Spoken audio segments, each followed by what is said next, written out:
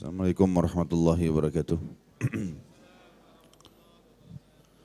Alhamdulillah yang telah menjadikan kalimat Alhamdulillah ini sebagai kalimat yang mulia agar kita bisa berhubungan dengannya, dan juga dengan kalimat sederhana setiap orang bisa mengucapkan ini, segala kebutuhan kita akan dipenuhi olehnya. Serta kita panjatkan salawat dan taslim, selalu saja salam hormat penuh dengan cinta dan rindu kepada manusia yang telah Allah perintahkan kepada kita untuk mengucapkannya.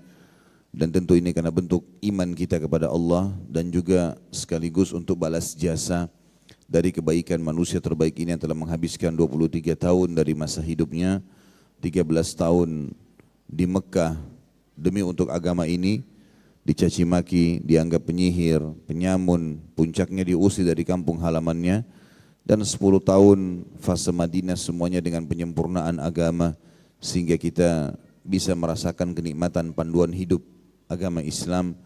Maka sangat wajar kalau kita selalu membacakan salawat dan taslim kepada Nabi besar Muhammad sallallahu alaihi wasallam. Melanjutkan bahasan kita, kitab Tadhkirah yang ditulis oleh Imam Qurtubi rahimahullah, dan kita masuk ke judul baru, kemana perginya ruh dan bagaimana keadaannya setelah keluar dari tubuh.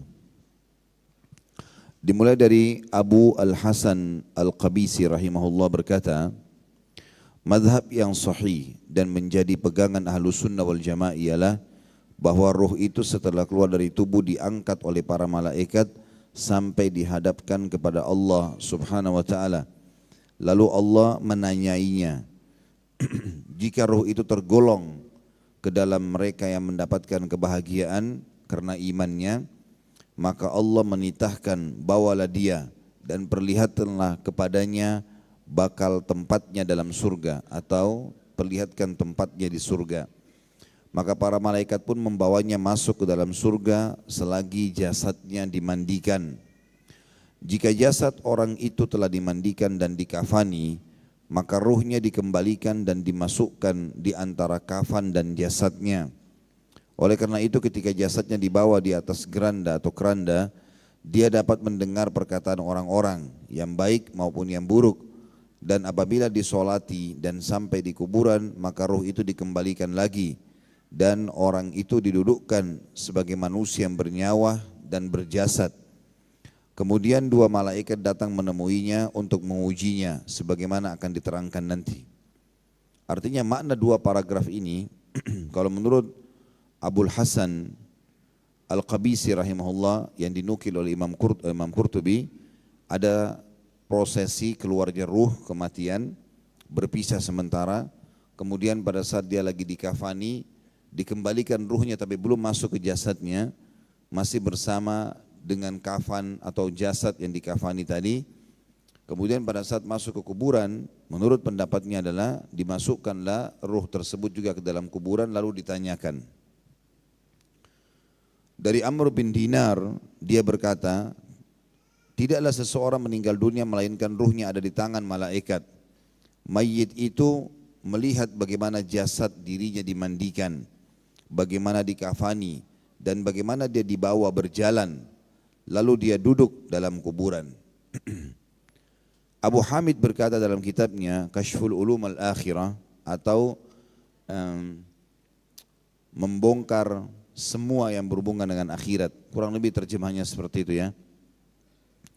Apabila malaikat maut telah mencabut nyawa seseorang yang mendapat kebahagiaan karena imannya, maka nyawanya itu dibawa oleh dua malaikat yang berwajah rupawan, berpakaian indah dan beraroma harum.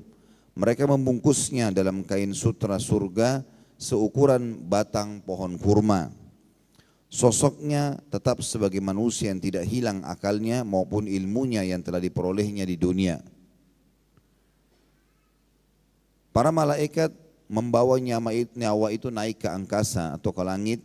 Selama dalam perjalanan nyawa itu melewati umat-umat yang telah lalu dan generasi-generasi yang telah lampau, bagaikan belalang yang tersebar hingga akhirnya mencapai langit terendah.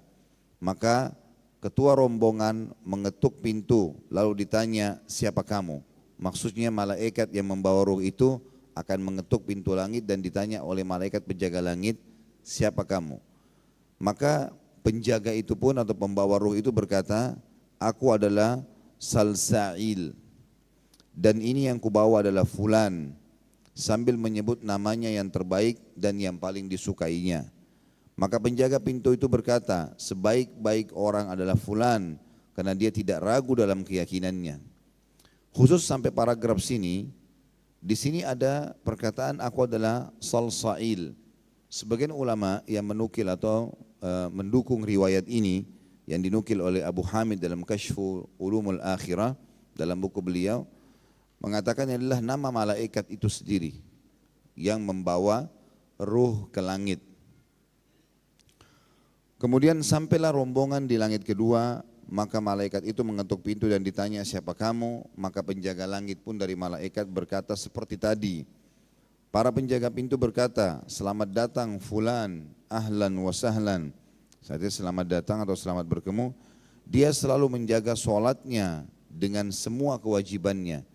Makna sampai paragraf sini, setiap langit punya pintu dan setiap pintu ada penjaganya, serta untuk menembus langit-langit tersebut ada amal-amal yang akan memudahkan kita atau ruh kita akan naik sampai ke langit ketujuh tadi. Karena di pintu pertama dikatakan yang menyebabkan pintu langit terbuka di pintu pertama, di langit pertama karena dia penuh dengan keyakinannya, yakin Islam benar, dia meninggal dalam keadaan Islam. Di langit kedua dikatakan selamat datang karena dia menjaga sholatnya dengan semua kewajibannya.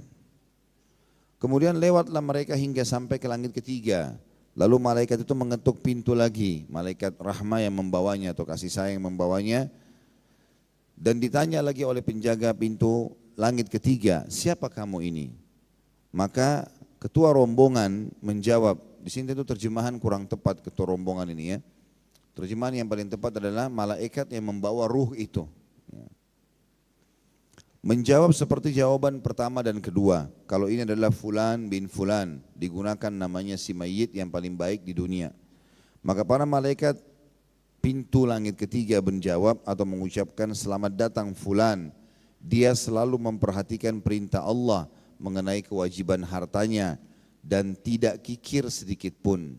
Berarti ini amal yang mengetuk atau yang akan membuat langit ketiga terbuka. Kemudian mereka meneruskan hingga sampai ke langit keempat. Lalu pemimpin malaikat tadi mengetuk lagi pintu yang membawa ruh ini dan ditanya siapa kamu? Maka dia menjawab seperti jawaban tadi dan mendapat sambutan selamat datang fulan. Dia telah berpuasa sebaik-baiknya dan menjaganya dari perkataan-perkataan kotor dan makanan yang haram. Kemudian sampailah mereka ke langit kelima. Lalu malaikat tadi juga mengetuk pintu dan ditanya, siapa kamu ini? Lalu dia jawab seperti tadi juga dan mendapat sambutan, selamat datang fulan. Fulan ini maksudnya si mayit ya. Dia telah menunaikan haji wajib tanpa dibarengi dengan sum'ah dan riya. Sum'ah ini sebenarnya mencari nama lah ya.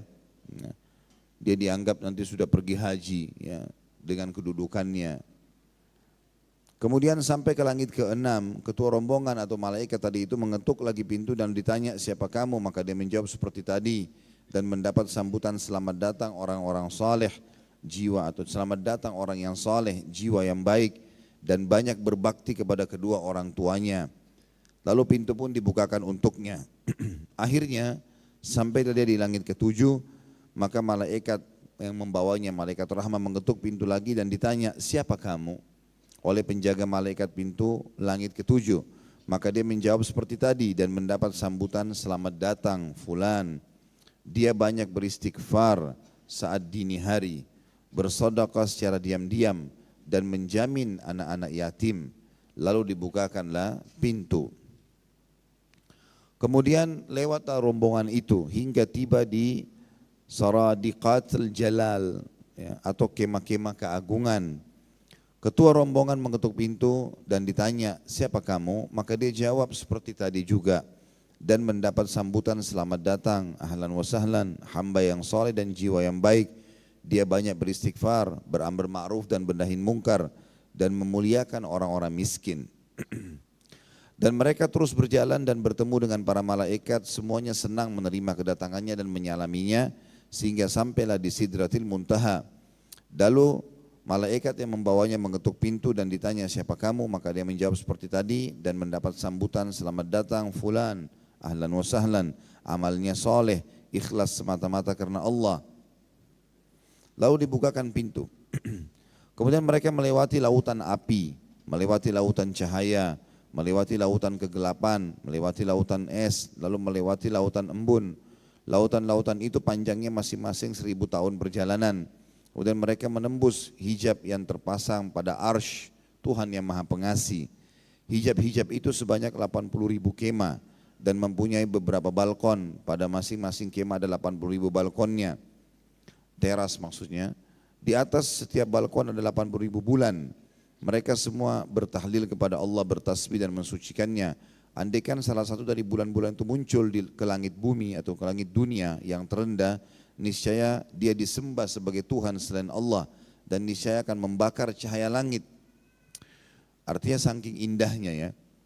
Ketika itulah ada panggilan dari hadrat Allah lewat belakangan kemah-kemah tersebut, nyawa siapakah yang kalian bawa?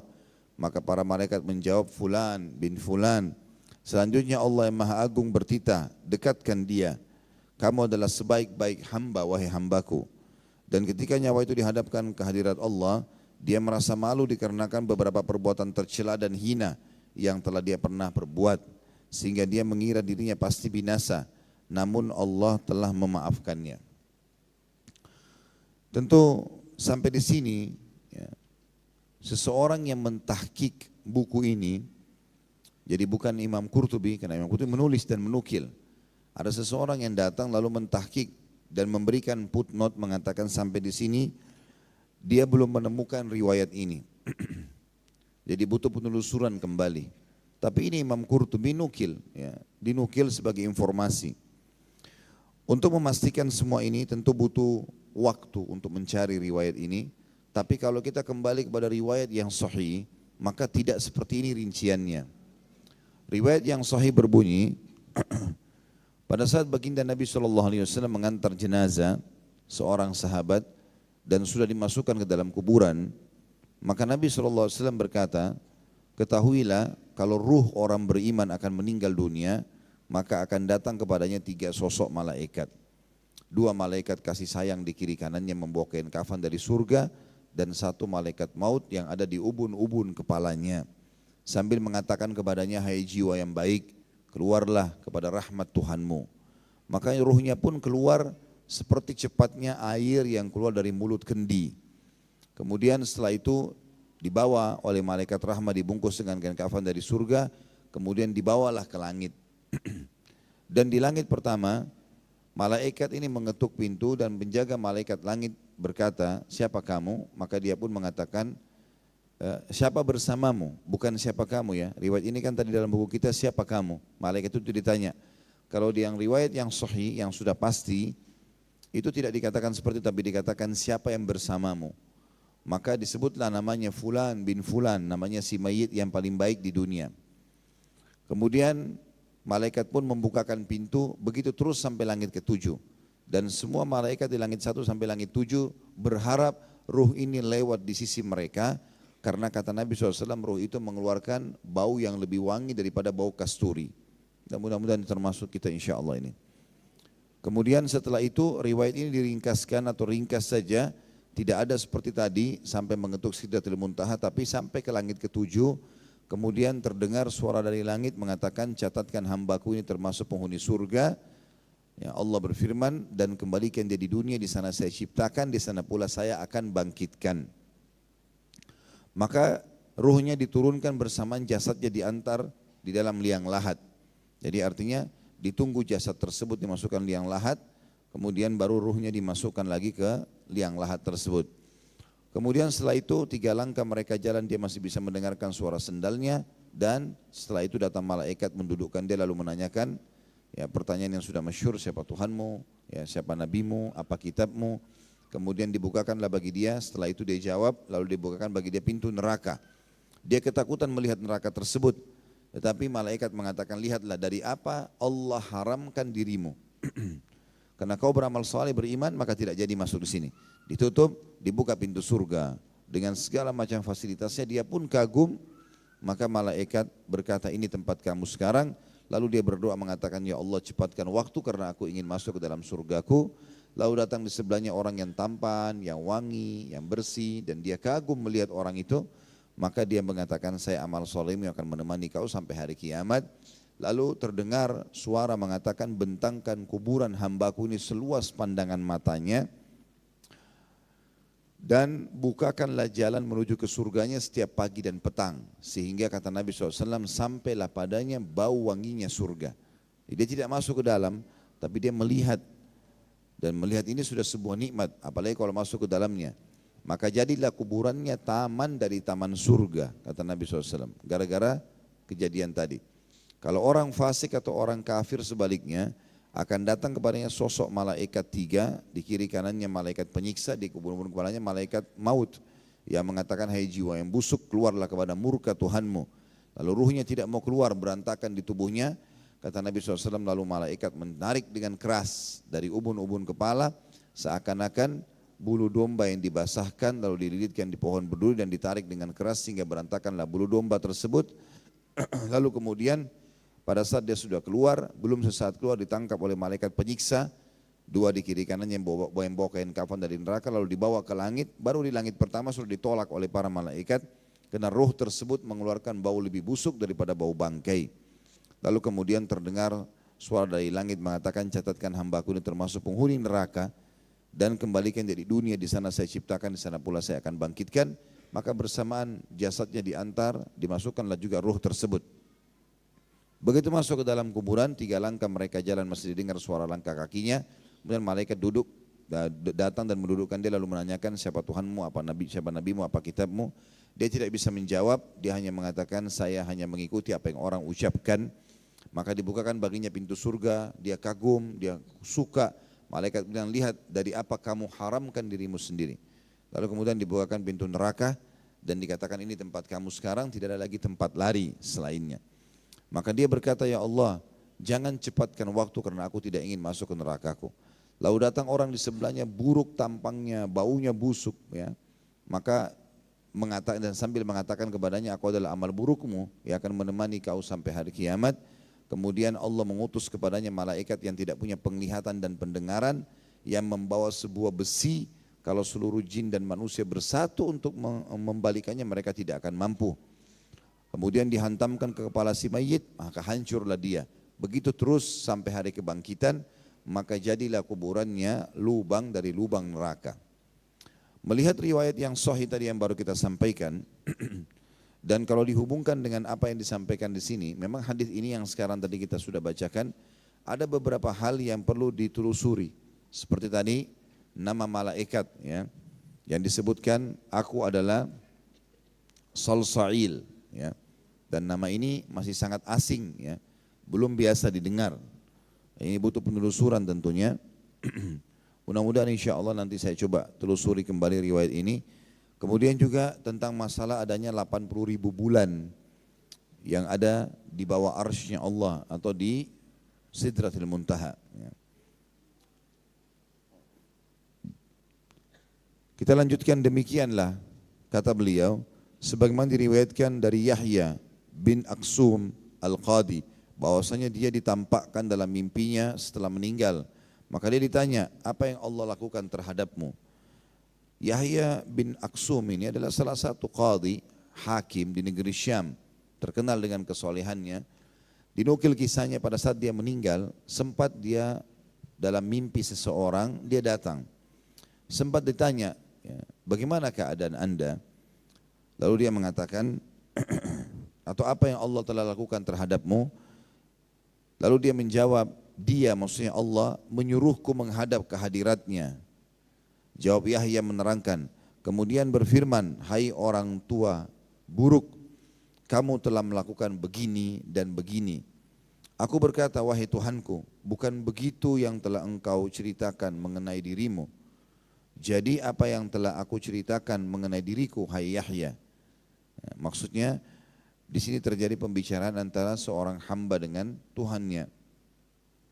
Allah mengatakan, ya, hai orang tua yang buruk, kamu telah melakukan begini dan begitu. Maka dia pun berkata kepada Allah, wahai Tuhanku, bukan begitu yang telah engkau ceritakan tentang dirimu. Aku tidak pernah temukan ada riwayat bahwasanya Tuhanku akan berbicara seperti itu dengan hambanya. Lalu Allah bertanya, jadi apa yang telah aku ceritakan mengenai diriku hai Yahya? Maka dia pun menjawab, telah cerita kepadaku Az-Zuhri dari Ma'mar, dari Urwah, dari Aisyah, dari Nabi SAW, dari Jibril, dari engkau yang maha suci bahwasanya engkau telah berfirman, sesungguhnya aku malu menyiksa orang-orang yang telah beruban dalam Islam. Maka Allah pun berfirman, hai Yahya, kamu benar.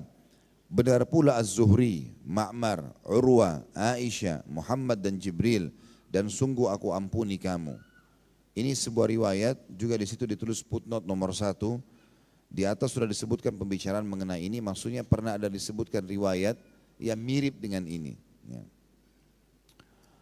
Kemudian dari Ibnu Nabata, ketika dia ditampakkan dalam mimpi, dia ditanya, apa yang telah Allah lakukan terhadapmu?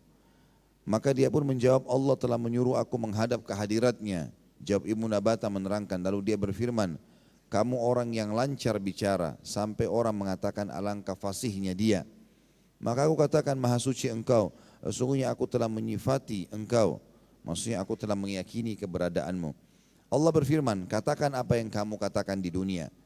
Maka aku berkata, mereka dihancurkan Tuhan yang telah menciptakan mereka. Mereka dibikin diam oleh Tuhan yang telah membuat mereka bicara. Dan Tuhan akan mengadakan mereka kemari atau menghadapkan mereka kemari di akhirat. Sebagaimana dia telah meniadakan mereka dan dia akan menghimpun mereka kembali. Sebagaimana dia memisahkan mereka. Maka Allah berfirman kepadaku, kamu benar, pergilah.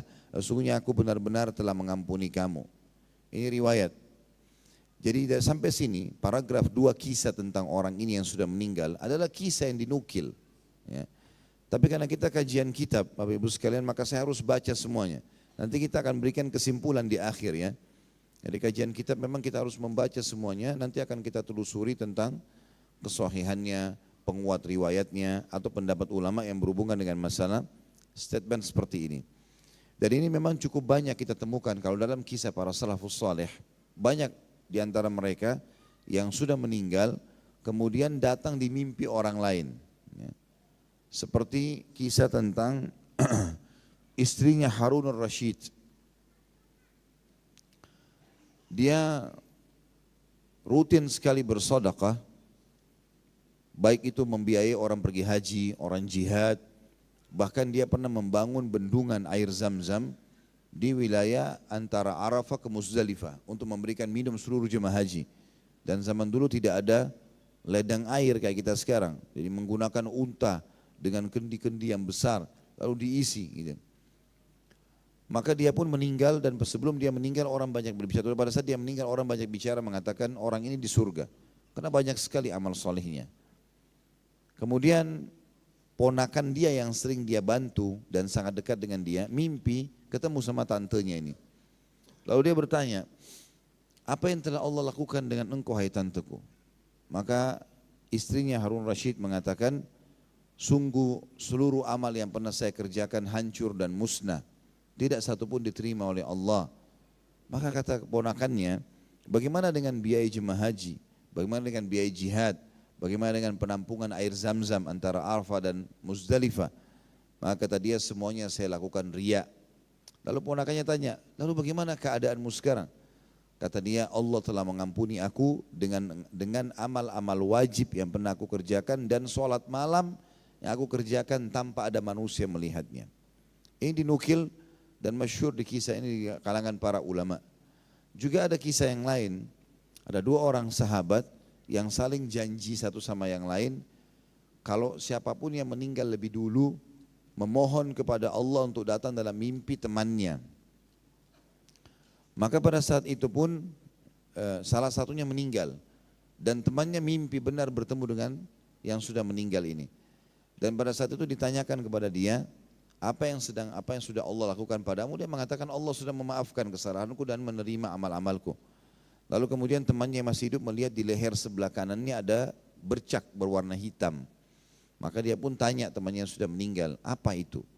Maka dia mengatakan itu adalah utangku. Kata si mayit, itu adalah utangku 50 dirham kepada Yahudi yang bernama Fulan yang belum aku bayarkan.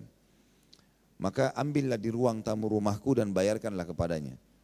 Maka dia pun mengatakan baiklah saya akan lakukan. Karena dalam mimpi tidak bisa diatur perkataan tapi muncul seperti itu saja. Lalu kemudian sebelum dia bangun dari mimpinya, orang yang sudah meninggal mengatakan, ketahuilah apapun yang terjadi di dunia dari kerabat kami dan teman-teman kami akan disampaikan kepada kami. Dan hari ini telah disampaikan atau kemarin telah disampaikan kepadaku kalau kucing di rumahku meninggal atau mati. Maka temannya pun bangun lalu kemudian datang ke rumah temannya ini lalu mengatakan kepada istrinya apa yang sudah dia lihat tentang suaminya yang meninggal.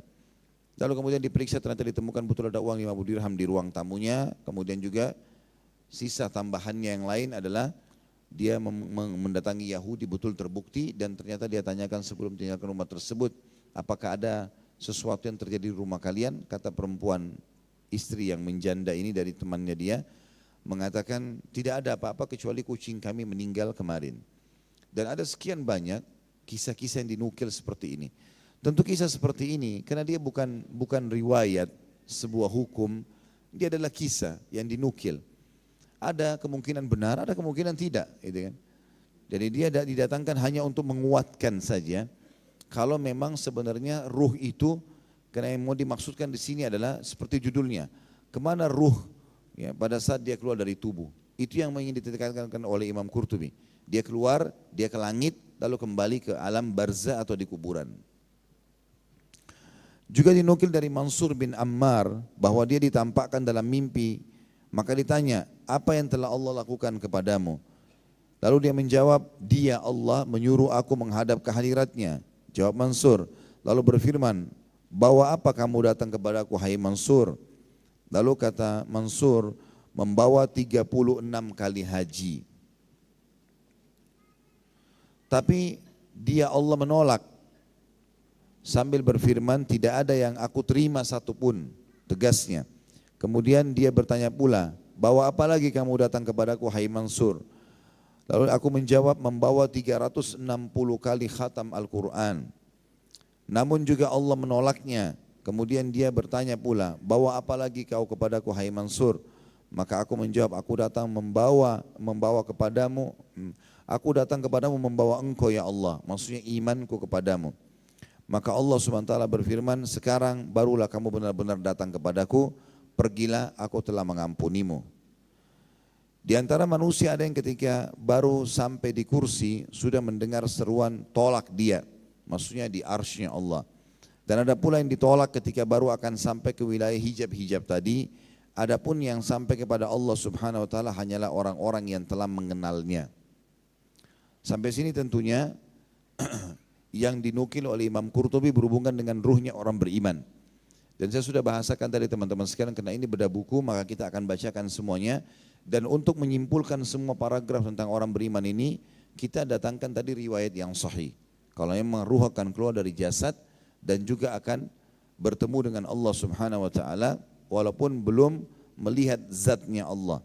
Karena melihat zatnya Allah sudah pernah kita sebutkan, itu nanti kalau seseorang sudah masuk ke dalam surga di akhirat nanti. Dan yang kita pegangi tentu riwayat yang sahih sudah saya jelaskan tadi ya. Kalau rincian masalah kema 80.000, ada bulan, kemudian nama malaikat tadi Salsail, itu semua butuh penelusuran insya Allah. Sekarang kita masuk ke penjelasan masalah nyawa orang kafir. Adapun nyawa orang kafir maka dicabut secara paksa. Oleh karena itu mukanya seketika berubah menjadi seperti orang yang memakan buah labu pahit. Sementara malaikat berkata kepadanya, keluarlah hai nyawa yang busuk dari jasad yang busuk. Maka berteriaklah si kafir itu sekeras-kerasnya, lebih keras daripada teriakan keledai. Dan apabila Israel telah mencabutnya, dan ini juga tentu nama Israel ini butuh penelusuran lagi ya, dalam riwayat-riwayat yang sahih yang sudah pasti ada Jibril, Mikail dan Israfil ya. Kemudian disebutkan juga dalam Al-Quran Malik, penjaga neraka. Sementara nama-nama malaikat yang lain ini butuh penelusuran riwayat-riwayat atau tentang kesahihannya. Tapi masyhur di lisan orang-orang muslim Israel adalah malaikat pencabut ruh. Dan apabila Israel telah mencabutnya, maka dia serahkan nyawa si kafir itu kepada para malaikat juru siksa atau Zabaniyah yang berwajah buruk, berbaju hitam dan berbau busuk. Di tangan mereka ada kain kasar dari rambut. Mereka membungkus nyawa itu di dalamnya, maka berubah menjadi sosok manusia seukuran belalang saja. Padahal orang kafir itu sebenarnya lebih besar tubuhnya daripada orang mukmin. Maksudnya besar tubuhnya kelak di akhirat, sebagaimana diriwayatkan dalam kitab Sahih bahwa geraham orang kafir di neraka adalah sebesar gunung Uhud. Khusus ini ada riwayat Imam Muslim yang kata Nabi SAW, sesungguhnya gigi gerahamnya orang kafir pada hari kiamat di neraka lebih besar daripada gunung Uhud dan kulitnya lebih tebal daripada perjalanan 3 hari. Itu memang ada diriwayatkan dalam riwayat yang sahih, dan ini sudah saya jelaskan dalam kajian kitab masalah surga dan neraka. Tetapi penjelasan tentang adanya malaikat bernama Israel dan juga penjelasan bahwasanya malaikat tersebut akan menyerahkan si mayit yang kafir ini kepada Zabaniyah, dan Zabaniyah adalah malaikat penjaga neraka untuk disiksa. Ini tentu apalagi disebutkan cirinya, dikatakan berwajah buruk, berbaju hitam dan berbau busuk. Ini butuh penelusuran riwayat lagi ya. Penelusuran riwayat dalam arti kata memang butuh dipastikan dalam buku-buku yang lain tentang kesahihan riwayat khusus paragraf ini. Dan ini memang belum saya telusuri sama sekali, karena memang saya melihat atau saya kemarin biasanya saya ambil dulu beberapa riwayat ini kemudian saya pastikan sebelum pengajian. Tapi kemarin karena ada kegiatan umroh saya nggak sempat, maka saya belum menelusuri riwayat ini ya. Jadi insya Allah ini menjadi PR saya akan sampaikan ke Bapak Ibu nanti tentang masalah kasus nama malaikat yang membawa tadi Salsail dan juga 80.000 bulan dan tenda, serta juga nama malaikat Israel dan Zabaniyah yang dikatakan dalam riwayat atau dalam buku ini berwajah buruk. Ini butuh penelusuran insya Allah. Kalau masalah riwayat yang mengatakan orang kafir dibesarkan pada hari kiamat di neraka itu betul, dan cukup banyak riwayat yang berhubungan dengan masalah itu. Di antaranya hadis Sahih Bukhari Muslim, kalau orang-orang kafir akan ditebalkan kulit mereka setebal perjalanan 3 hari, dan tempat duduknya antara Mekah dengan Hijr, ya kurang lebih perjalanan 1000 km ya. Dan itu memang menyebutkan atau itu memang disebutkan tentang masalah besarnya tubuh mereka di neraka untuk beratnya siksaan. Kalau semut kita ingin pukul bagian perutnya itu agak sulit karena dia kecil sekali. Kalaupun kita memukulnya mungkin semua tubuhnya akan kena. Tapi kalau gajah karena besarnya kita bisa memukul di titik manapun yang kita inginkan. Maka hikmah daripada dibesarkan badan orang kafir di hari kiamat di neraka adalah supaya dia mudah untuk disiksa. Dan memang dibesarkan. Kalau ada yang bertanya, kalau badan seorang kafir, gigi gerahamnya saja seperti gunung Uhud, bagaimana dengan jasadnya? Berapa miliar orang kafir yang meninggal?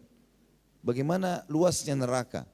Maka pernah ada seorang Yahudi bertanya kepada Nabi SAW mengatakan, hai Muhammad, kalian menyangka bahwasanya surga itu seluas langit dan bumi. Jadi surga itu seluruh bumi ini, seluruh langit ini, 7 lapis langit. Langit pertama aja di kepala kita ini kita tidak pernah lihat ujungnya, maka surga seluas ini semua. Dalam sebuah riwayat dijelaskan bahkan antara langit satu dengan langit yang kedua itu besarnya perbandingannya seperti cincin dibuang di padang pasir. Surga seluas itu semuanya. Makanya tempat-tempat orang beriman walaupun miliaran jumlahnya, surga masih lowong, masih luas, gitu kan. Sampai dalam sebuah riwayat dikatakan, sungguh surga dan neraka akan dipenuhi oleh penghuni-penghuninya. Kalau orang-orang di neraka, maka Allah akan besarkan badannya orang-orang kafir sehingga memenuhi neraka tersebut. Dan kalau surga, Allah ciptakan makhluk-makhluk dari pelayan-pelayan untuk memenuhi surga tersebut. Kita kembali ke riwayat tadi. Kalau Nabi SAW mengingatkan, badan orang kafir akan dibesarkan seperti gunung Uhud, tadi surga dikatakan luasnya seluas langit dan bumi, kata orang-orang Yahudi, pendeta Yahudi. Lalu di mana neraka? Kalau seandainya surga seluas langit dan bumi ini, di mana neraka? Apakah neraka juga sebesar itu? Maka Nabi SAW menjawab dengan hal yang sangat bijak. Beliau mengatakan, Subhanallah, Maha Suci Allah. Kalau begitu di mana malam pada saat siang datang? Artinya Allah SWT Maha Kuasa menciptakan juga seluas langit dan bumi, neraka itu sendiri. Jadi walaupun penghuninya dibesarkan sebesar seperti dijelaskan tadi orang kafir, gigi gerhamnya seperti gunung Uhud, kulitnya setebar 3 hari dan seterusnya, ini semua adalah riwayat yang menjelaskan tentang memang masuk di akal kalau neraka itu luas dan besar. Abu Dakyail, saya lanjutkan dulu, jawab malaikat itu, pada saat orang kafir dinaikkan ke langit, maaf saya baca, selanjutnya dikatakan nyawa orang kafir itu dibawa naik sampai ke langit terendah, langit pertama. Lalu malaikat yang membawanya bertugas membawanya mengetuk pintu, lalu ditanya oleh malaikat penjaga langit, siapa kamu? Dia menjawab, aku adalah Dakyail. Ini nama malaikat yang membawa orang kafir. Kalau tadi Salsail dikatakan yang membawa nyawa orang beriman. Dakyail adalah ketua rombongan yang memimpin para malaikat juru siksa tadi. Lalu ditanya, siapa yang kamu bawa? Maka dia menjawab, Fulan bin Fulan. Dia menyebut nama terburuk dari orang yang dibawanya dan yang paling dibenci di dunia. Nama yang paling tidak baik, julukan yang paling tidak baik disebutkan. Lalu kata penjaga pintu langit, tidak ada ucapan selamat datang baginya. Dan tidak ada ucapan ahlan wa sahlan. Sebagaimana dinyatakan dalam Al-Quran, dalam surah Al-A'raf ayat 40. Sekali-kali tidak akan dibukakan bagi mereka pintu-pintu langit dan tidak pula mereka masuk ke dalam surga. Ketika Dakyail mendengarkan perkataan tersebut, maka dia buang nyawa dari tangannya. Begitulah kiranya yang difirmankan oleh Allah dalam surah Al-Hajj ayat 31. A'udzu billahi minasyaitonir rajim. Wa may yusyrik billahi faka'annama kharra minas sama'i fatakhtafuhu at-tayru aw tahwi bihi ar-rihu fi makanin sahiq. Barang siapa mempersekutukan sesuatu dengan Allah, maka dia seolah-olah jatuh dari langit lalu disambar burung atau diterbangkan angin di tempat yang jauh. Ketika nyawa itu sampai ke bumi, para malaikat Zabaniyah segera menangkapnya dan membawanya ke Sijjin, yaitu sebuah batu besar tempat kembali ruh orang-orang jahat. Adapun orang Nasrani, saya bacakan sampai di halaman setelahnya ya, baru saya jelaskan. Adapun orang-orang Nasrani dan Yahudi, mereka ditolak dari kursi, lalu dikembalikan ke kuburan mereka. Yang dimaksud ditolak dari kursi di sini adalah arsy-Nya Allah. Ya. Lalu dikembalikan ke kuburan mereka. Ini apabila mereka masih mengikuti syariat masing-masing.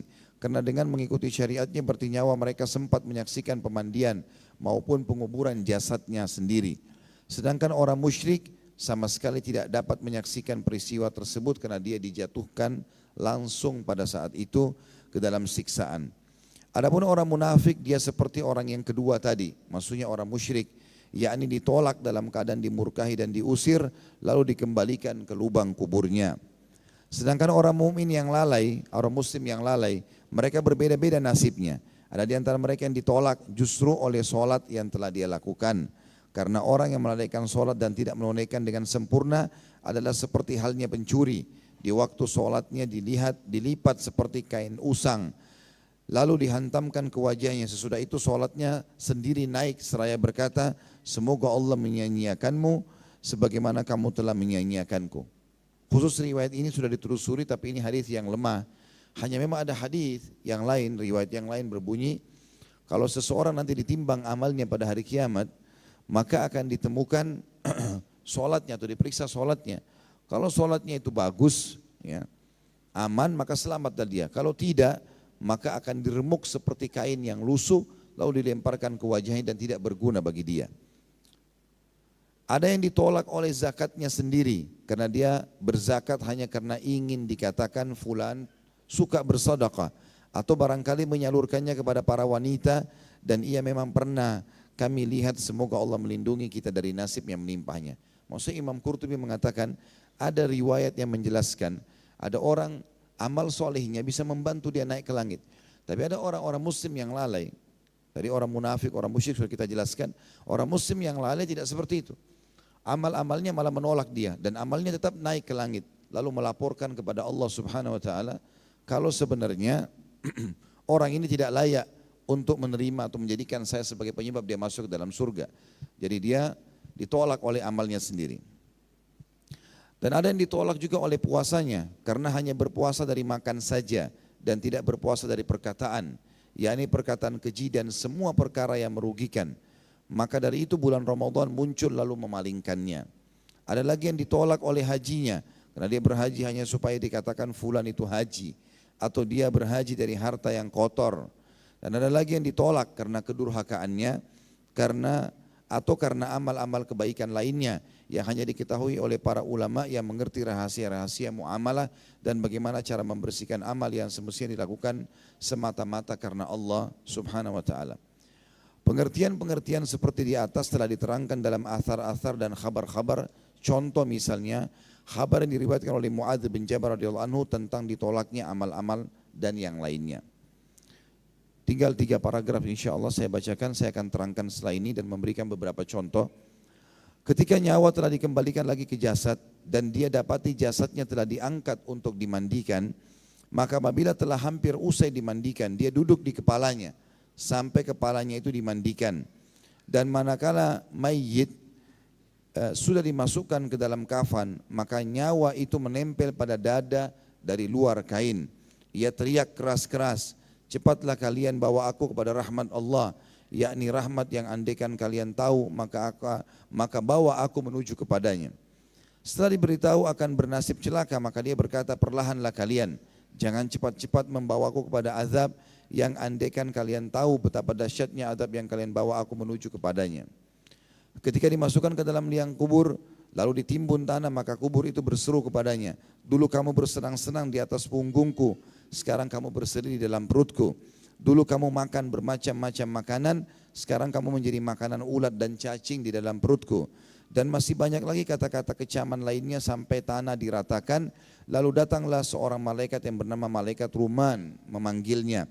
Dia adalah malaikat yang pertama-tama menemui mayit apabila telah dimasukkan ke dalam kubur, sebagaimana akan diterangkan lebih lanjut insya Allah. Dan Allah telah mengetahui alam gaibnya yang lebih bijaksana dan sangat bijaksana. Dari apa yang kita baca tadi 2-3 lembar ini teman-teman sekalian, untuk potongan pertama 5-6 paragraf pertama sudah saya jelaskan riwayat yang sahih tentang ruh keluar. Riwayat-riwayat yang setelahnya ini semuanya umumnya didhaifkan oleh Syekh Albani rahimahullah tentang masalah adanya nama-nama malaikat, adanya ibadah yang menolak atau yang menolak untuk bersama dengan si mayit. Sementara itu riwayat memang diriwayatkan oleh Muadz bin Jabal sahabat Nabi radhiyallahu anhu, tapi dilemahkan oleh sebagian ulama tentang masalah riwayat ini. Tapi kalau kita ambil riwayat-riwayat yang sahih berhubungan dengan ini, memang ada riwayat Bukhari Muslim menjelaskan kalau seseorang itu meninggal dunia dan dia orang beriman, maka dia akan berkata, "Cepatkanlah bawa ruh ini," karena dia sedang menuju kepada rahmat Tuhannya. Kalau dia orang fasik atau orang kafir, maka dia akan berkata kepada orang-orang yang memikulnya, "Kemana kalian akan membawanya? Kepada siksaan, azab, sungguh celakalah dia." Sampai sini ada riwayat sahih menjelaskan. Dan tentu seorang muslim berpegang pada riwayat yang sahih.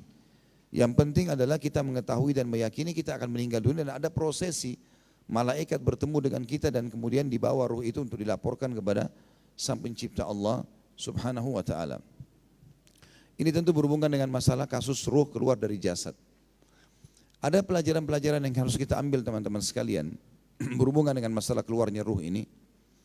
Pertama sekali kata ulama, dia akan keluar dengan sangat cepat dan dimensi waktu berbeda dengan dimensi kita yang masih hidup. Makanya kalau kita lihat cuplikan di YouTube banyak sekali tentang mati mendadak misalnya. Berapa banyak orang yang lagi berdiri jatuh. Saya kemarin baru mendapat cuplikan, ada seseorang yang mengirim di grup kami teman-teman dari Madinah. Ada cuplikan tentang orang yang meninggal tiba-tiba. Ada orang berdiri tiba-tiba jatuh. Ada orang lagi ngobrol tiba-tiba meninggal. Ada orang yang tidak sengaja memegang listrik terbakar dan segala macam hal. Dan subhanallah begitu cepat sekali. Padahal kalau kita telusuri riwayat-riwayat tentang masalah ruhnya akan keluar, prosesi malaikat bisa berbicara, kemudian mencambuknya kalau dia orang kafir dan buruk, dan membawa ruhnya ke atas, itu proses yang kelihatannya panjang sekali. Bagaimana menyatukan antara riwayat-riwayat ini dengan kejadian di depan mata kita. Maka kata ulama, poin pertama dalam masalah kematian harus difahami dimensi waktu berbeda dan memang prosesnya sangat cepat. Kemarin di pesawat, waktu saya balik dari umrah, ada satu orang kita, seorang ibu, saya dengar samar-samar, karena perjalanan cukup lama 9 jam, berulang-ulang disebutkan sama petugas di pesawat pramugarinya, kalau ada dokter tolong bantu, ada penumpang yang butuh. 2-3 kali atau 4 kali bahkan diulangi selama perjalanan. Terakhir subhanallah 15 menit sebelum turun di Jakarta, atau setengah jam kurang lebih, ada seorang ibu dibawa dari belakang ke depan. Kebetulan saya di kelas bisnisnya, ada di kelas ekonomi dibawa ke depan. Lalu ditaruhlah ibu tersebut, saya ada kursi kosong terus di sebelahnya. Ya. Saya lihat orang-orang pada ngumpul semuanya. Waktu itu saya sempat istirahat, lalu saya terbangun, lalu saya berpikir mungkin ibu ini tadi yang mungkin butuh bantuan. Saya pikir orang ini mungkin hanya sekedar mau butuh bantuan medis saja. Ternyata mereka sudah pada kumpul semua dan dadanya sempat ditekan oleh seorang pramugari. Tiba-tiba mereka mengatakan orang ini sudah lewat, sudah meninggal. Padahal baru ditaruh tadi, baru berapa saat. Sementara ditinggalkan karena pesawat harus turun landing, saya sempat memperhatikan, melihat ke arah ibu tersebut, sepintas karena sudah ditutup sama selimut. Saya lalu berpikir pada saat itu, begitu cepatnya mati itu datang. Padahal ibu ini tadi menurut teman-teman travelnya adalah orang-orang yang tadinya aktif biasa, sampai naik ke pesawat pun masih banyak ngomong, kegiatannya masih banyak, tapi sekarang dia sudah meninggal. Saya jadikan sebagai bahan muhasabah. Bagaimana kalau seandainya terjadi pada saya pada saat itu? Saya pun akhirnya beristighfar kepada Allah SWT untuk mengambil pelajaran dari situ, betapa mudahnya kematian kalau datang. Ini mirip seperti kasus Hasan Basri rahimahullah. Pada saat beliau pernah mengantar jenazah, lalu beliau berzikir. Ada anak muda di sebelahnya lalu berkata, "Wahai imam, kenapa anda berzikir?" Kata Hasan Basri, "Diamlah wahai anak muda, berzikirlah. Karena yang sedang kita antar sudah enggak bisa berzikir lagi." Maka anak muda tersebut pun sambil berzikir, sambil mendengar nasihat tersebut, lalu kemudian dia sambil berzikir atau mengamalkan apa yang disampaikan oleh Hasan Basri.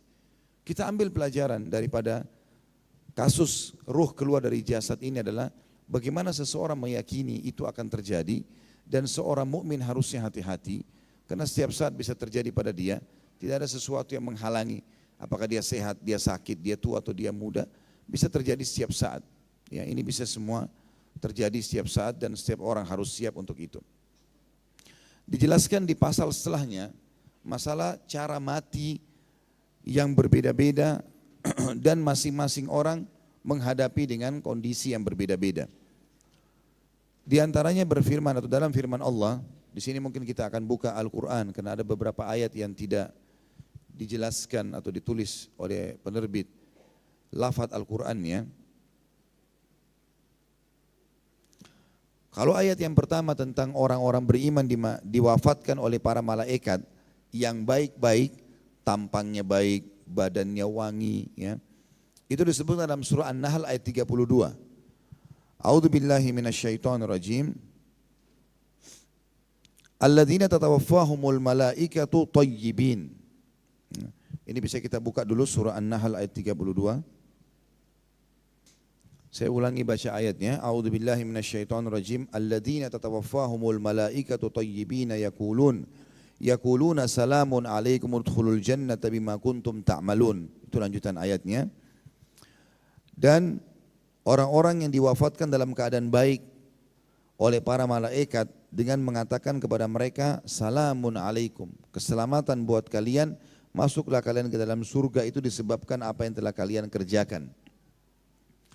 Ayat ini surah An-Nahl surah nomor 16 ayat 32 menjelaskan tentang prosesi orang beriman kalau meninggal dunia, dan ulama tafsir mengatakan malaikatnya datang dengan tampang yang paling sempurna, yang paling baik, dengan cahaya yang terang sebagaimana Allah ciptakan dari cahaya. Kemudian orang beriman itu pun ruhnya akan keluar dalam bentuk cahaya yang terang sambil disambut dengan sambutan yang meriah kayak tadi. Kemudian surah As-Sajdah setelahnya, tapi ini tidak ditulis oleh penerbit di sini Al-Qur'annya, maka kita buka juga surah nomor 32 dalam Al-Qur'an. A'udzu billahi minasyaitonir rajim. Qul yatawaffakum malakul mautil ladzi wukkila bikum thumma ila rabbikum turja'un. Katakanlah hai Muhammad, jelaskan kepada pengikutmu bahwasanya malaikat maut yang diserahi untuk mencabut nyawa kalian pasti akan mematikan kalian. Ada lanjutan ayat di sini yang perlu kita ketahui karena sampai sini saja ditulis oleh penulis, tapi kita harus lanjutkan. Dan ketahuilah hanya kepada Tuhan kalian akan dikembalikan. Lalu lanjutan ayat ini yang penting setelahnya, ayat 12. tentang prosesi orang-orang kafir atau orang fasik.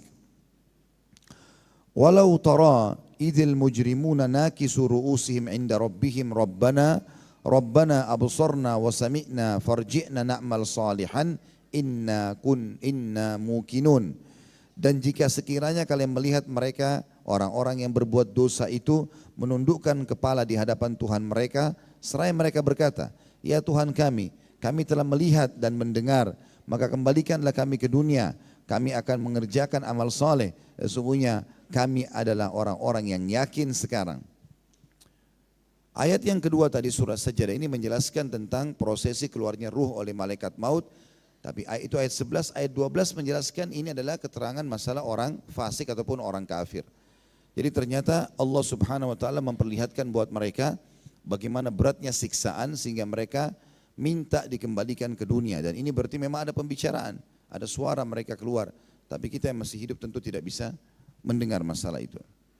Juga tentang sama prosesi kematian ini, ruh yang dicabut dan beda-bedanya prosesi kematian disebutkan dalam surah Al-An'am. Surah nomor 6 ayat 61. A'udzu billahi minasyaitonir rajim. Wa huwal qahiru fawqa ibadi wa yursilu 'alaikum hafazatan hatta idza jaa ahadakumul mautu tawaffathu rusuluna wa hum la yufarritun.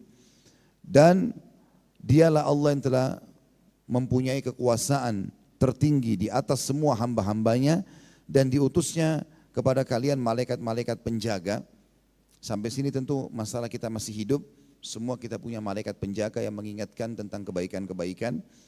Lalu sehingga lanjutan ayatnya, sehingga apabila datang kematian kepada salah seorang di antara kalian, ia diwafatkan oleh malaikat-malaikat kami dan malaikat-malaikat kami tidak akan melalaikan kewajibannya.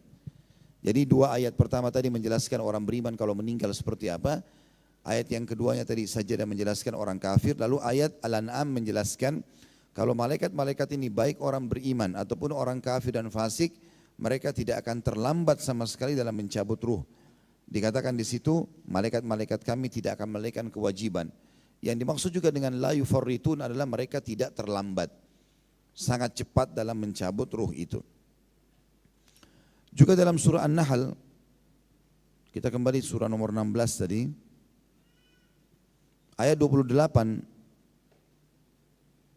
Allah subhanahu wa ta'ala berfirman, alladzina tatawaffahumul malaikatu zalimi anfusihim fa'alqaus salama ma kunna na'malu min su' bala innallaha alimun bima kuntum ta'malun. Orang-orang yang dimatikan oleh para malaikat dalam keadaan berbuat zalim kepada diri mereka sendiri, artinya orang-orang yang banyak dosanya, lalu mereka menyerahkan diri sambil berkata, kami sekali-kali tidak ada mengerjakan sesuatu kejahatan pun. Maka malaikat menjawab, ada, sesungguhnya Allah maha mengetahui apa yang kalian kerjakan. Ayat surah An-Nahl 28 menjelaskan tentang orang muslim yang lalai. Jadi kita kembali lagi, An-Nahl 32 tadi menjelaskan orang mukmin yang meninggal dalam keadaan baik. Surah As-Sajdah 11 dan 12 menjelaskan orang kafir kalau meninggal seperti apa, ruhnya keluar. Dan juga An-Nahl 28 menjelaskan orang-orang muslim yang lalai. Masing-masing punya keadaan berbicara dengan malaikat yang sedang mencabut ruhnya. Kata Imam Qurtubi, ayat-ayat di atas semuanya menceritakan secara garis besar bagaimana cara Allah yang maha tinggi mematikan manusia. Ayat-ayat itu kemudian diterangkan lebih lanjut oleh Rasulullah SAW dalam hadis-hadisnya sebagaimana akan dijelaskan dalam pasal ini, tapi setelah menjelaskan beberapa ayat. Juga firman Allah yang berbunyi dalam surah Al-Anfal ayat 50, A'udzu billahi minasyaitonir rajim, walau tara idh yatawaffal ladina kafarul malaikatu yadribuna wujuhahum wa adbarahum. Lanjutan ayat, wa dzuqu adzabal hariq. Andai saja kalian bisa melihat bagaimana malaikat mencabut jiwa orang-orang kafir sambil memukul muka dan punggung mereka dan dikatakan rasakanlah panasnya api neraka. Juga ayat yang berbunyi dalam surah Muhammad ayat 27. Ini butuh untuk kita buka ayatnya. Surah nomor 47 ayat 27. Fakaifa idza tawaffathumul malaikatu yadribuna wujuhahum wa adbarahum. Dan bagaimana keadaan mereka apabila malaikat mencabut nyawa mereka selain memukul muka mereka dan punggung-punggung mereka. Kata Imam Qurtubi, kedua ayat ini khusus membicarakan tentang matinya orang kafir yang terbunuh dalam perang Badr. Menurut versi yang disepakati oleh para ahli ta'wil atau tafsir, sebagaimana dikatakan oleh sebagian ulama, meskipun ada pendapat lain seperti Al-Mahdawi umpamanya, dia mengatakan bahwa orang-orang kafir sampai sekarang pun masih tetap dimatikan dengan cara dipukul dan dihinakan. Jadi prosesi orang mati kafir tadi sudah dijelaskan dalam surah As-Sajdah ayat 12 tadi, kalau mereka akan berbicara dengan malaikat dan malaikat akan menghinakan mereka. Di dalam surah An-Nahl 50 dan Muhammad 27 dijelaskan kalau mereka dipukul wajahnya. Khusus di sini masalah dipukul wajah dan bokong mereka sehingga berbekas. Seperti jenazahnya para orang-orang kafir di Badr, semuanya kelihatan. Wajah mereka belang dan bokong mereka bagian belakang itu seperti hangus terbakar. Dan Nabi SAW menjelaskan kepada para sahabat dalam sebuah riwayat Bukhari, apakah kalian mau bedakan atau tahu mana korban kalian dan mana korban para malaikat? Kata para sahabat, tentu ya Rasulullah. Kata Nabi SAW, semua yang kalian temukan di bagian leher, wajah, dan di bagian jari-jari mereka, itu terputus dengan ada luka terbakar, maka itulah korban malaikat. Sampai ada beberapa sahabat yang mengatakan, saya pernah di perang Badr, ingin menebas leher seorang kafir. Setelah duel dengan dia, pedangnya sudah jatuh. Pada saat saya melayangkan pedang saya untuk menebas lehernya, maka tiba-tiba lehernya sudah terbang sendiri. Dan ternyata dia meninggal dunia. Lalu dia laporkan kepada Nabi SAW, ya Rasulullah, begini kejadiannya. Maka kata Nabi SAW, itu adalah korban para malaikat. Jadi yang dimaksud dengan ayat ini, pendapat umumnya ulama adalah korban-korban Badr. Makanya kita tidak temukan sekarang orang kafir belang wajahnya pada saat meninggal. Karena kalau orang tidak fahami tentang kejadian ini terjadi di perang Badr sebab turunnya dua ayat ini, maka orang akan memahami kenapa ada orang kafir yang meninggal kulitnya masih mulus, wajahnya masih bagus. Mana firman Allah yang mengatakan malaikat akan mencambuk mereka? Ini umumnya pendapat jumhur ulama. Ada pendapat sebagian ulama diantaranya disebutkan Al-Mahdawi. Salah satu dari sekian banyak ulama yang mengatakan ini terjadi pada orang kafir, tapi terjadinya tanpa diketahui oleh orang yang masih hidup. Bagaimana Allah menghantamnya, bagaimana Allah mengizinkan para malaikat memukulnya, itu adalah kuasa Allah Subhanahu wa ta'ala.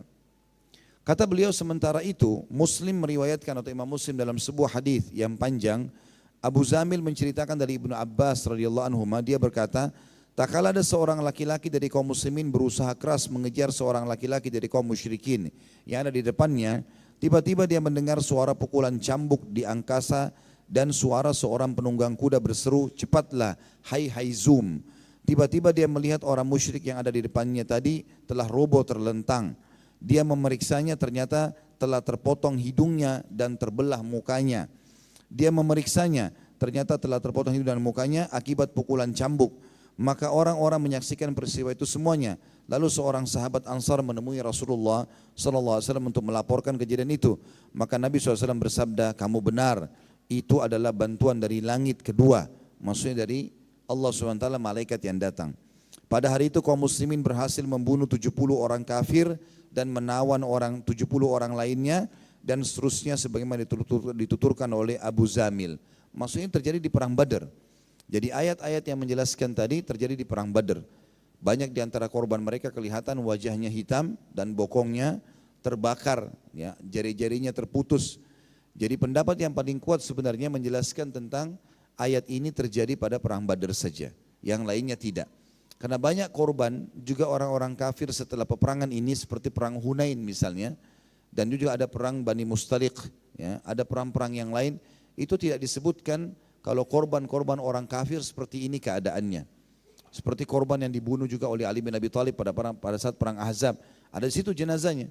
Dan pada saat itu sempat beberapa saat dengan kaum muslimin lalu dilemparkan jenazahnya melewati parit atau khandak.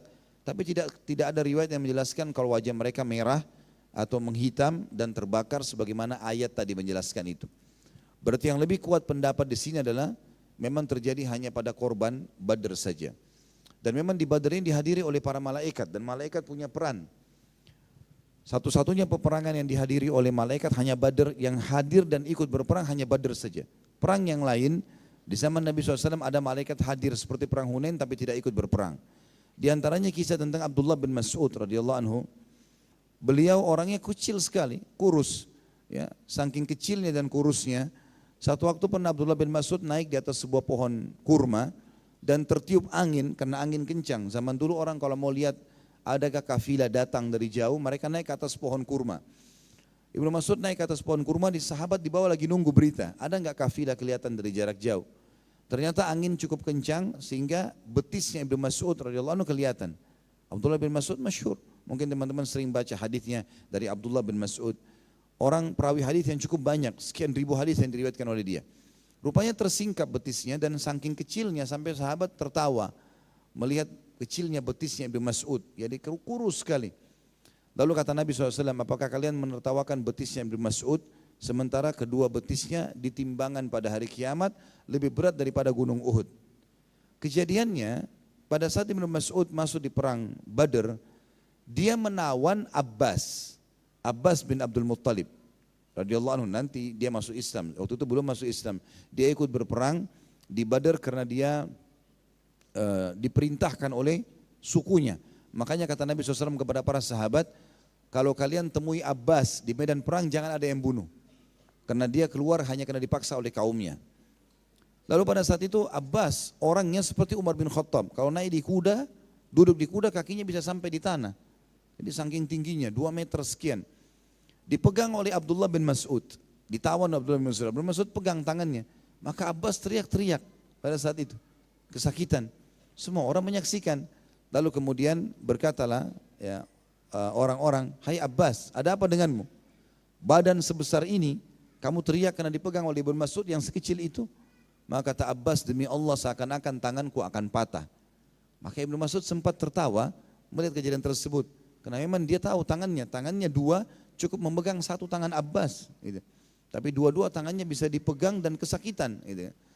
Maka Nabi SAW membisikkan Ibnu Mas'ud sambil berkata, hai Ibnu Mas'ud, jangan kamu bangga dulu karena itu adalah bantuan dari malaikat. Jadi bukan kau yang melakukannya. Kita juga kalau masuk di kancah peperangan teman-teman sekalian harus diketahui sebenarnya tentu kita disuruh punya persiapan ya, punya persiapan kalau mau berperang. Tapi kalau sampai terjadi jihad dan kita lagi berperang, yang membunuh orang-orang kafir sebenarnya itu adalah Allah Subhanahu wa taala, bukan kita. Bukan kita. Jadi walaupun kita tidak punya keterampilan dalam berperang pun kata sebagian ulama, asal kita masuk jihad dan ikhlas, kita bisa membunuh orang kafir, kuasa Allah. Makanya Allah menyebutkan tentang pasukan Nabi SAW, para sahabat, falam taqtuluhum walakinnallaha qatalahum. Kalian tidak pernah membunuh orang-orang kafir itu, tapi Allah yang telah membunuh mereka. Dan ini banyak sekali fakta dalam lapangan tentang masalah kejadian tersebut. Di Badar, para malaikat hadir dan disaksikan oleh para orang-orang kafir dan juga mereka ya memukul wajah dan bokong orang-orang kafir tersebut dan memutus jari-jari mereka sebagaimana ayat Al-Quran. Di perang Hunain mereka hadir tapi tidak ikut berperang dan banyak orang kafir yang mati di perang-perang lain tapi tidak terjadi ini. Berarti kesimpulan dari paragraf tadi yang kita jelaskan adalah memang kedua ayat tadi lebih cenderung jumhur ulama mengatakan terjadi di Badar. Masalah riwayat yang berbunyi ada seorang sahabat mendengarkan suara cambuk riwayat Imam Muslim dan berbunyi hai Haizum cepatlah. Ada seorang sahabat ini kebetulan datang kepada Nabi SAW lalu berkata, ya Rasulullah, tadi di kancah peperangan ceritanya begini, saya dengar ada suara mengatakan hai Haizum cepatlah.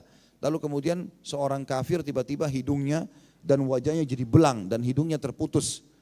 Maka kata Nabi SAW, itu malaikat yang memanggil temannya untuk segera menghukum, ya, untuk segera menghukum orang kafir yang telah diperintahkan Allah untuk membunuhnya. Jadi memang Haizum adalah nama malaikat di sini. Tapi dia malaikat siapa? Apakah dia termasuk bertugas rombongan dari malaikat maut? Apakah dia malaikat khusus untuk membunuh orang-orang kafir? Allahu alam.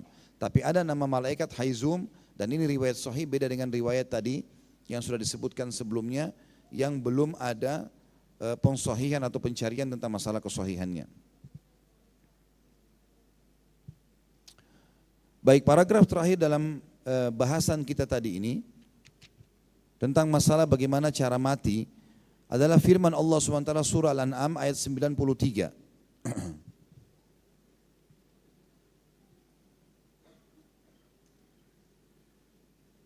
Ini juga sama ayatnya tidak ditulis di sini. Al-An'am surah nomor 6 kita lihat ayat 93.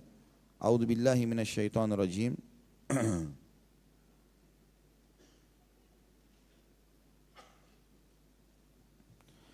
وَمَنْ أَظْلَمُ مِمَّنِ افْتَرَى عَلَى اللَّهِ كَذِبًا أَوْ قَالَ أُوحِيَ إِلَيَّ وَلَمْ يُوحَى إِلَيْهِ شَيْءٌ وَمَنْ قَالَ سَأُنْزِلُ مِثْلَ مَا أَنْزَلَ اللَّهُ وَلَوْ تَرَى إِذِ الظَّالِمُونَ فِي غَمَرَاتِ الْمَوْتِ وَالْمَلَائِكَةُ بَاسِطُو أَيْدِيهِمْ أَخْرِجُوا أَنْفُسَكُمْ الْيَوْمَ تُجْزَوْنَ عَذَابَ الْهُونِ بِمَا كُنْتُمْ تَقُولُونَ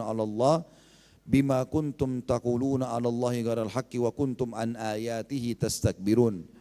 Dan siapa yang lebih zalim, kata Allah, daripada orang yang membuat kedustaan terhadap Allah dan berkata, telah diwahyukan kepada saya, padahal tidak ada diwahyukan sesuatu kepadanya. Artinya orang yang dusta mengatakan nabi dirinya padahal bukan nabi. Dan orang yang berkata saya akan menurunkan seperti apa yang diturunkan oleh Allah.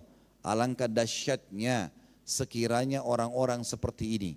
Jadi ini digarisbawahi kalimat alangkah dahsyatnya sekiranya orang-orang seperti ini. Maksudnya ini prosesi kematian orang yang mengaku nabi palsu, ya. Kalau mereka berada dalam tekanan-tekanan sakaratil maut, sedangkan para malaikat memukul dengan tangannya sambil berkata, keluarkanlah nyawa kalian. Di hari ini kamu dibalas dengan siksa yang sangat menghinakan karena kamu selalu mengatakan terhadap Allah perkataan yang tidak benar dan kamu selalu membohongkan diri terhadap ayat-ayatnya. Dan ini subhanallah, ayat ini terjadi dan disaksikan oleh para sahabat pada jenazahnya Musailamah Al-Kadzab, ya, orang yang mengaku sebagai nabi di zaman Nabi SAW atau nabi itu meninggal. Maka pada saat dia meninggal di tangan Khalid bin Walid, dia dibunuh oleh Wahsy, ya, ditombak dan ditemukan jenazahnya seperti ayat ini dijelaskan. Kalau bagian wajahnya ditemukan ada seperti pukulan yang sangat keras sehingga membuat bagian wajahnya itu seperti gepeng. Dan ini juga terjadi pada orang yang mengaku nabi palsu. Berarti tidak semua orang kafir kalau meninggal keadaan wajahnya rusak ataupun badannya terbakar. Tapi ada orang-orang tertentu.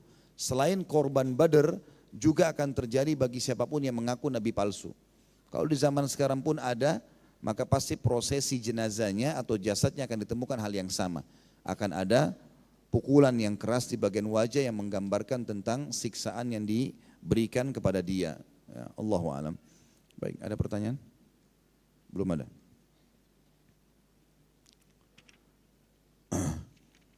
Saya tutup teman-teman sekalian dengan pasal kita di sini. Sebelum nanti insya Allah kita bahas rupa malaikat maut ketika mencabut nyawa orang mukmin dan juga orang kafir, yaitu pencabutan nyawa manusia dalam berbeda tempat dan waktu pada waktu yang sama. Misalnya ada orang mati di Amerika, ada orang mati di Indonesia. Seperti apa prosesinya? Kata Imam Qurtubi, jika ada yang bertanya bagaimana cara menggabungkan ayat-ayat tadi di atas atau yang sudah kita bahas sebelumnya, dan bagaimana cara malaikat maut mencabut dalam satu waktu beberapa nyawa manusia yang meninggal di timur ataupun di barat, maka jawabannya adalah bahwa kalimat tawaffa dalam Al-Quran atau tawaffaitu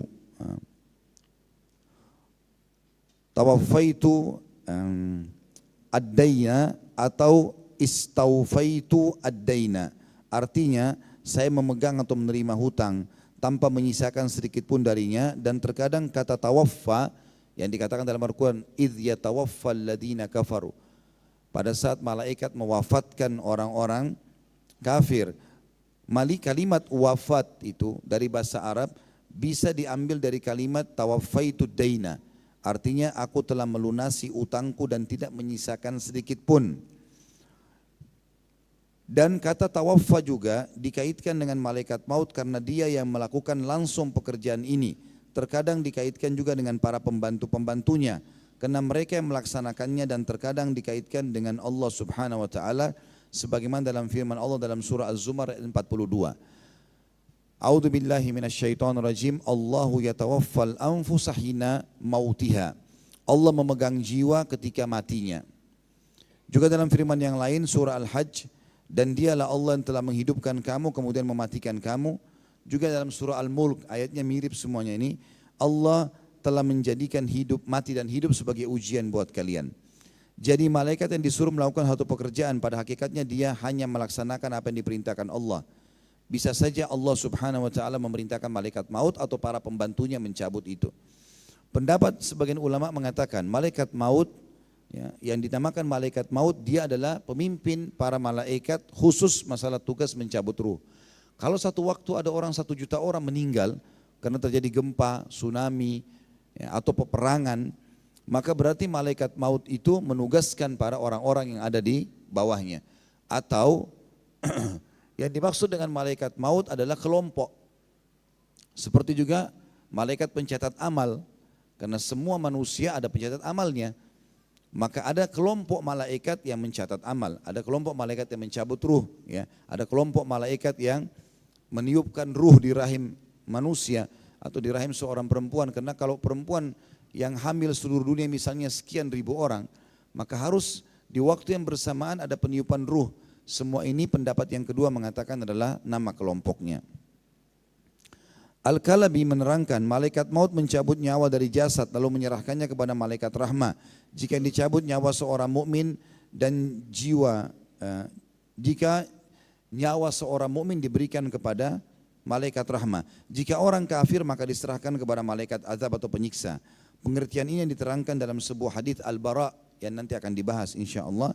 Disebutkan dalam sebuah kabar dari Nabi SAW menyatakan sesungguhnya malaikat maut memanggil ruh-ruh sebagaimana seseorang dari kalian memanggil anak kudanya atau anak sapian kudanya, kemarilah, kemarilah. Pada kabar tersebut di atas, Nabi SAW menyatakan maksudnya bahwa malaikat maut itu memanggil ruh orang-orang yang akan dimatikan dan dicabut oleh Allah Subhanahu wa ta'ala. Sudah ada pertanyaan? Dan dalam kabar yang lain, malaikat maut duduk, di hadapannya ada lembaran-lembaran atau ada lembaran tempat menulis ajal orang di malam nisfu Sya'ban, yaitu malam untuk segala urusan yang penting-penting dijelaskan di pertengahan bulan Sya'ban, seperti rezeki dan ajal manusia. Menurut pendapat sebagian ulama seperti Ikrimah dan lainnya, tapi yang benar malam dijelaskan urusan yang penting-penting adalah malam Lailatul Qadar. Sebagaimana dinukil dari Qatadah, Al-Hasan, Mujahid dan lain-lainnya. Pendapat kedua ini sesuai dengan firman Allah Subhanahu wa taala dalam surah Dukhan ayat 1 dan ayat 3 tentang masalah penulisan apapun di Lailatul Qadar.